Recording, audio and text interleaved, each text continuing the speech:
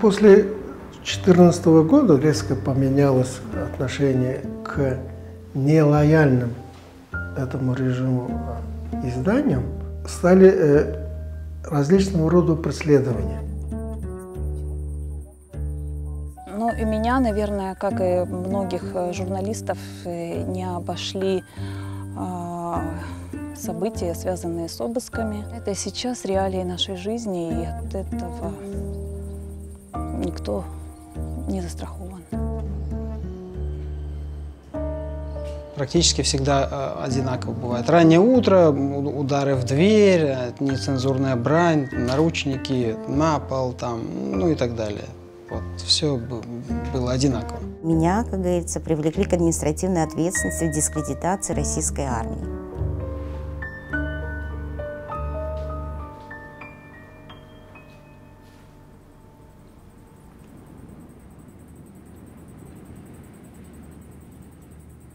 Журналистика всегда считалась, наверное, четвертой властью. И, насколько я помню, журналистов ну, где-то боялись, где-то, то есть власти считали, что попасть под острое перо – это потери в имидже, то есть это работало, да. То есть сейчас я не совсем понимаю, как работает журналистика сейчас в Крыму, и есть ли она вообще в том виде, в котором, ну, в чистом виде, вот, в котором она должна быть. И вот это непонимание, оно меня сподвигнуло изменить род своей деятельности. И еще как был момент, я столкнулась, наверное, с тем, что бывшие коллеги стали где-то опасаться, не все, не говорю, кто-то не замечал. Это произошло после обысков, и в этот момент ты понимаешь, что, ну, наверное, люди, как мне кто-то сказал из коллег, люди не меняются, люди проявляются. Ну и вот это для меня послужило таким мерилом, во-первых, наверное, пересмотреть круг общения и друзей, ну и, во-вторых, подумать над тем, ну, что я буду делать дальше в жизни.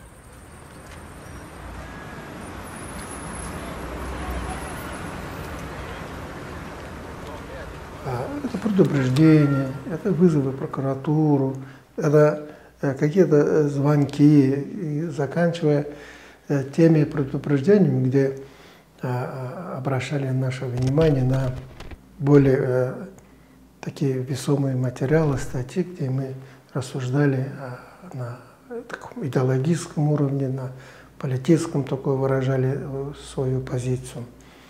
Косвенное давление тоже мы ощущали, особенно с теми партнерами, с которыми мы как бы эту газету выпускали. То есть было давление на них, через них и на нас. И плюс еще стала сильно ощущаться некая такая материальная база. Все как бы на волонтерских, на каких-то вот иных отношениях, иных таких условиях мы работаем сейчас. И вот тогда мы перешли на онлайн. Несколько раз наш сайт был как бы атакован, он блокировался. А вот относительно деятельности в общественном движении «Крымская солидарность», с учетом того, что были в Крыму, ну и есть только федеральные какие-то СМИ, да, ну, неких независимых нет. Вот и то, что должны делать профессиональные журналисты, делали вот те, кто решил этим заняться. То есть взял он свой мобильный телефон и потом пошел что-то сфотографировал, там что-то снял.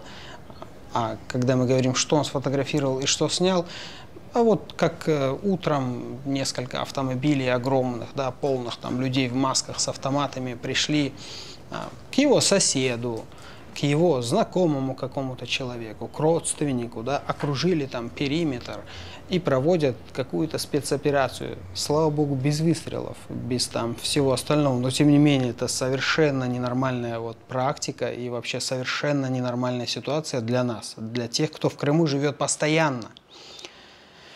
Ну и, соответственно, повторюсь, то, что должны были делать профессиональные журналисты, стали делать мы, которые хотели, видимо, показать, вот что происходит, как стали жить в Крыму мусульмане, крымские татары, а вот как стал жить Крым. Это все, естественно, не за один день как-то сформировалось. И благоприятный период был, когда вот было становление, да, крымской солидарности, как общественное движение, занимающегося юридической помощью людям, которые столкнулись вот с новыми бедами, социально-бытовыми вопросами тех людей, которые опять же столкнулись, да, вот с подобными бедами. Ну и, соответственно, есть и тогда сформировались те, кто занимался, ну, так называемым медиа, да, направлением.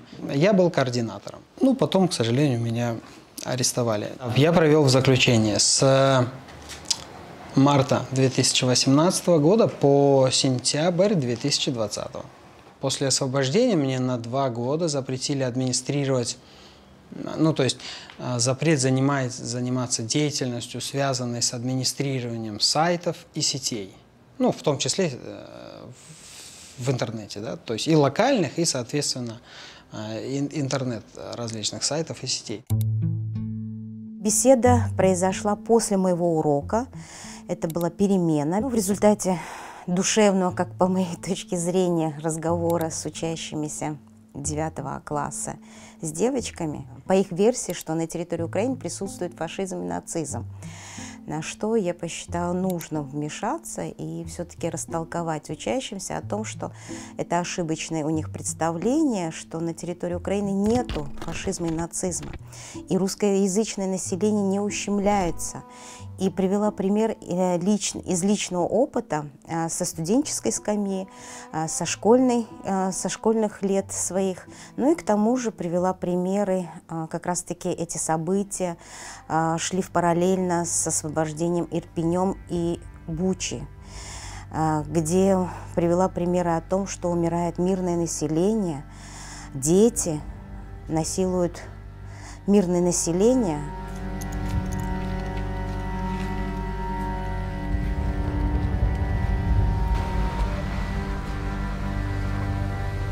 Но после, как говорится, беседы, душевной беседы с девочками, прошло 2 дня. Через 2 дня меня позвал директор в свой кабинет. И, как говорится, с таким вот недоброжелательной беседой, что произошло, расскажите, перескажите, что за комментарии по поводу буквы Z и что за комментарии к символике, на что я ответила, что вовсе такой беседы не было и разговора не было, никаких комментариев с моей стороны по поводу символики Z не было.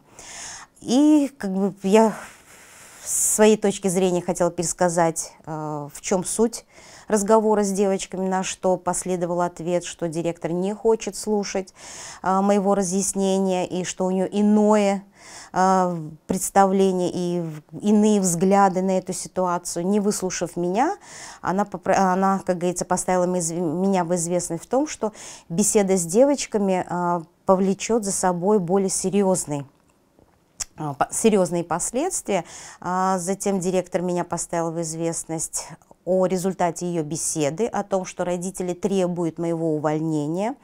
И в их представлении, что такой педагог с такими точками зрения не место в школе преподавать учащимся предмет географии. Взамен они пообещали, что эту ситуацию они замнут, и дальше эта тема развиваться не будет. На что я была вынуждена написать заявление по собственному желанию, для того, чтобы как бы эта тема не получила огласки и не последовали таких последствий, как директор говорил о том, что вплоть до того, что уголовная ответственность и так далее.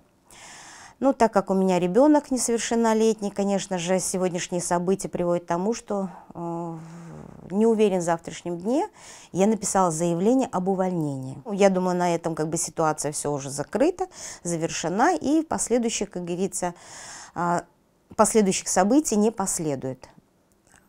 Но во вторник в школу приехала полиция, забрали меня в участок, не представившись. В машине со стороны полиции последовало моральное давление о том, что мы вас повезем в Симферополь, вплоть до того, что на детектор. Меня привезли в отдел полиции, со мной побеседовал начальник, опять-таки задав тот же вопрос, что за комментарий по поводу символики Z, где я ответила, что я не имею представления, о какой символике Z идет речь. И начальник отдела полиции сказал о том, что если вы не знаете, о чем идет речь, то ваше дело придет в отдел Следственного комитета. Джанкойский районный суд признал меня виновной. Постановление было административный штраф 30 тысяч, и вердикт был о дискредитации российской армии. Я не согласна ни с решением, ни постановлением. Я вину свою не признаю. Я не чувствую себя свободным в Крыму. Я постоянно ощущаю вот это вот некое отношение, недоверие и злобность. Я ощущаю вот некий вот изолированность, если взять журналистским языком, свобода слова. Этого нет. Оно как бы вот в рамках. И с каждым разом эти рамки немножко сужаются. Вот. И сегодня, если есть четко поставлены ихним законодательством параметры,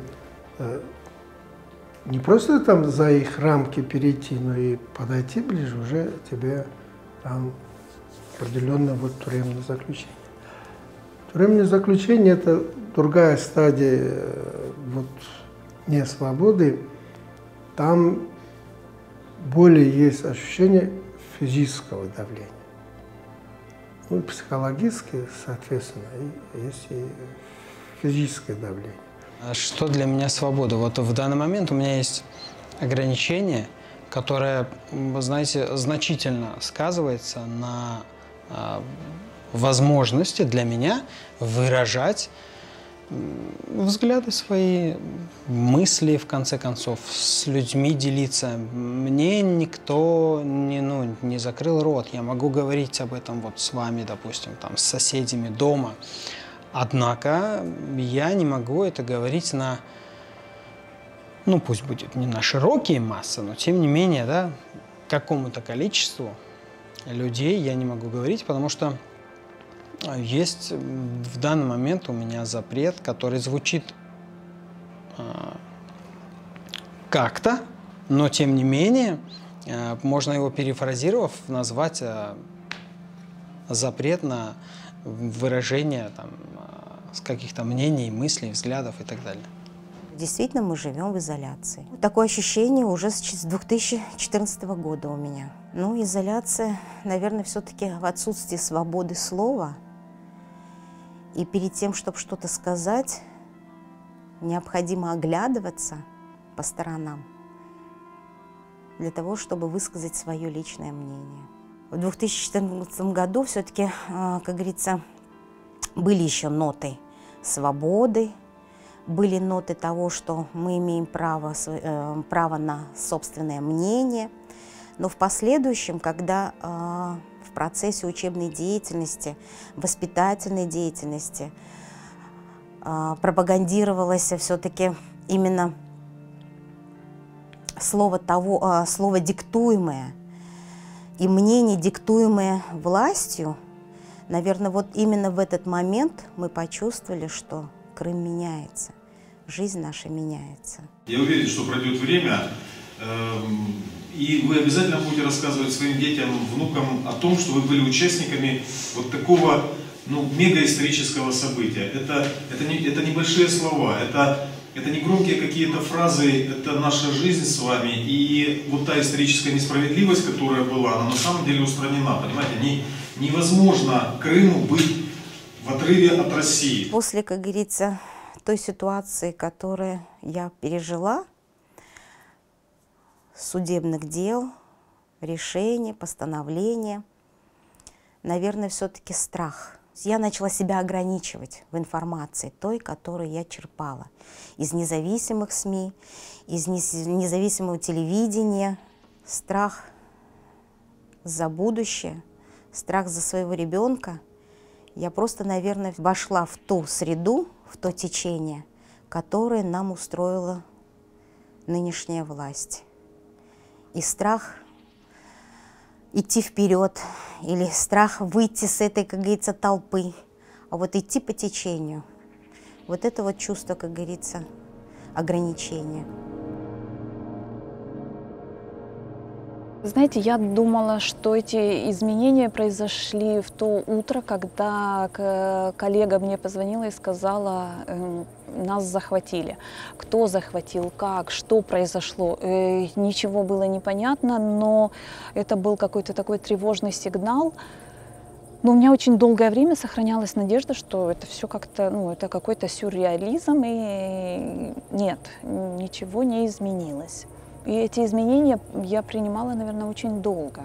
До момента, когда я сменила место работы, и, наверное, вот в тот момент, да, я поняла, что эти изменения не на один день, не на два, не на месяц, и, наверное, даже не на год.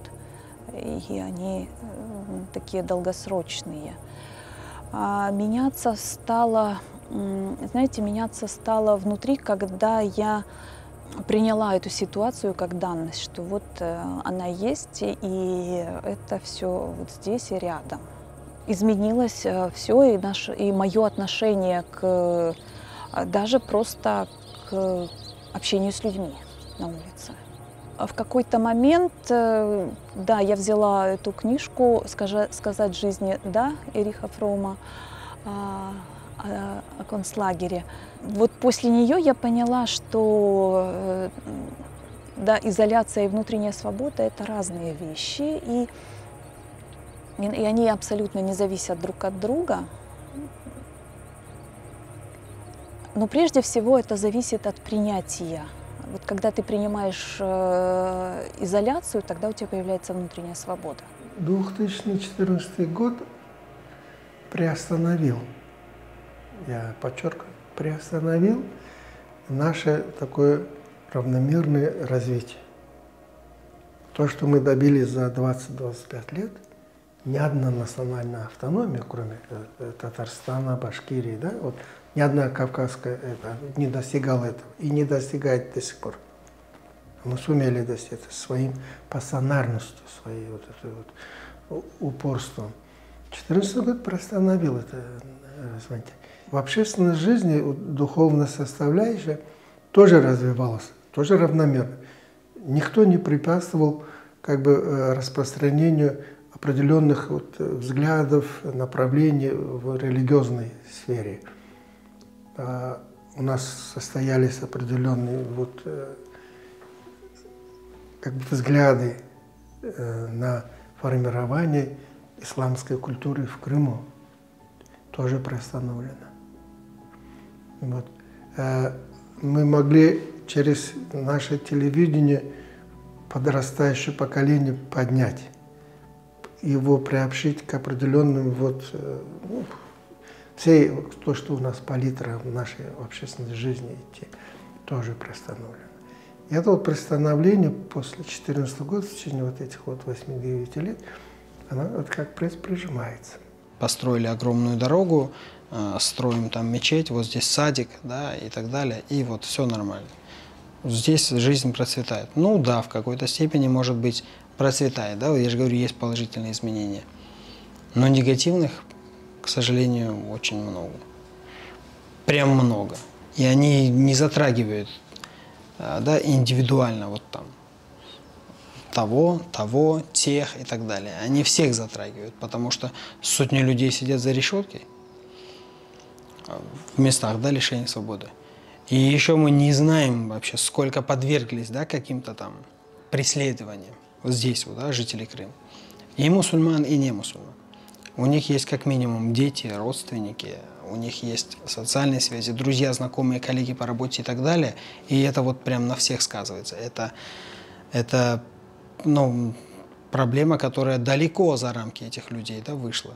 Это проблема прям общественного характера. Это для нас не норма. Здесь подобное не происходило, и это за 8 лет, к счастью, да, не стало какой-то рутиной, не стало какой-то обыденностью. Это вот по сей день его удивляет и возмущает.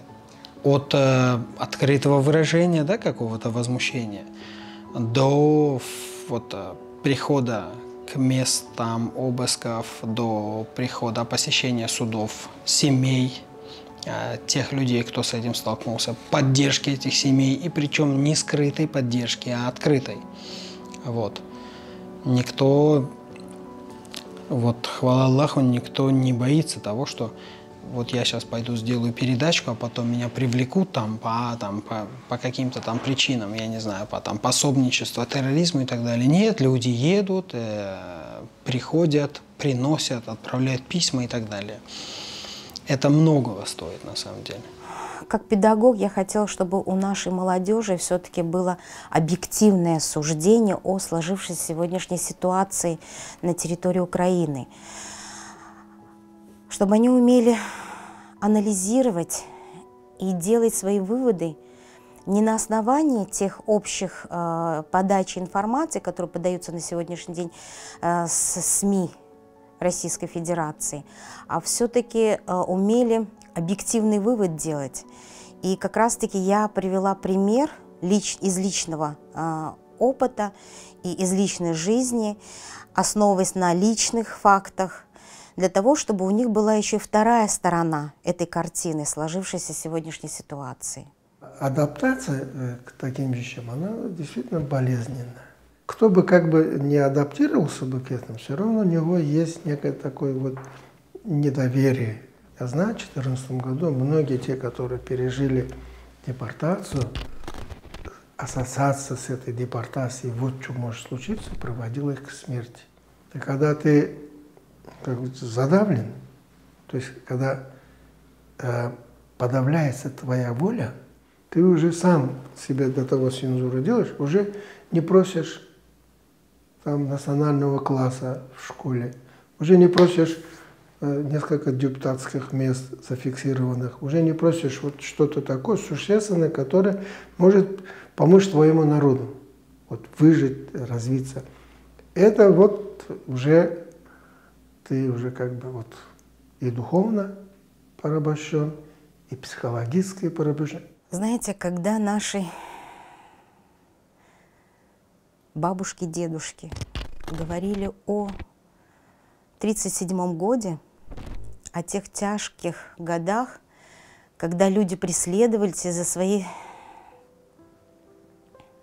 высказывания, за свое мнение, за вероисповедание, нам было это чуждо. А на сегодняшний день мы живем вот именно в те годы, которые присущи, наверное, 1937 году. То есть мы не свободны в своем мнении, в своих поступках, в своих, как говорится, действиях, мыслях. Вот, наверное, и 1937 год как раз-таки характерен к тому, что не только мы не свободны в своих, как говорится, мнениях и слове, и мы не застрахованы в том, что на нас могут кто-то со стороны наклеветать, тебя упрекнуть в твоем собственном мнении. После 2014 года, да, с ситуацией, с которой мы все столкнулись, я стал больше внимания обращать на то, с какими трудностями сталкивались мои родители, мои деды, и это прям такие, знаете, живые параллели, которые мы на себе чувствуем. Ну и, соответственно, так как это живые параллели, я в какой-то степени вот пережил вот все те рассказы, которыми наполнено было мое детство, да, как и, в принципе, детство каждого крымского татарина, да, крымского мусульманина, когда рассказывали о депортации, как это происходило, а что было потом, а как возвращались и так далее. Вот, в частности, мой отец в 5-летнем возрасте в вагоне для скота, вот, в Среднюю Азию ехал, да, и не хотелось бы мне уезжать отсюда. Вот не для этого он так долго сюда возвращался, чтобы я потом собрался и уехал куда-то. Мы дома, мы никуда не собираемся. Мы, в смысле крымские татары, потому что, как практика и статистика показывает, мы все здесь. Это наш дом, и мы здесь живем. Для меня, наверное, сейчас самые большие риски, ну, как бы там ни было, но, наверное, вот на данный момент они касаются нашего физического существования.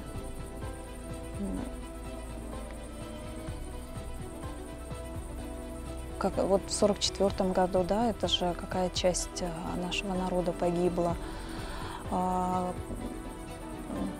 До этого раньше, когда были моменты, когда очень много людей покидало Крым, и это тоже риск физического исчезновения был. А сейчас он стоит тоже, я думаю, и он стоит тоже, этот вопрос остро. Он во всем мире сейчас стоит остро. Я не вижу сейчас где-то какой-то точки, где было бы, наверное, безопасно. Потому что где-то может быть безопасно физически, но ты теряешься в плане в этническом и в самоидентификации. То есть ты растворяешься.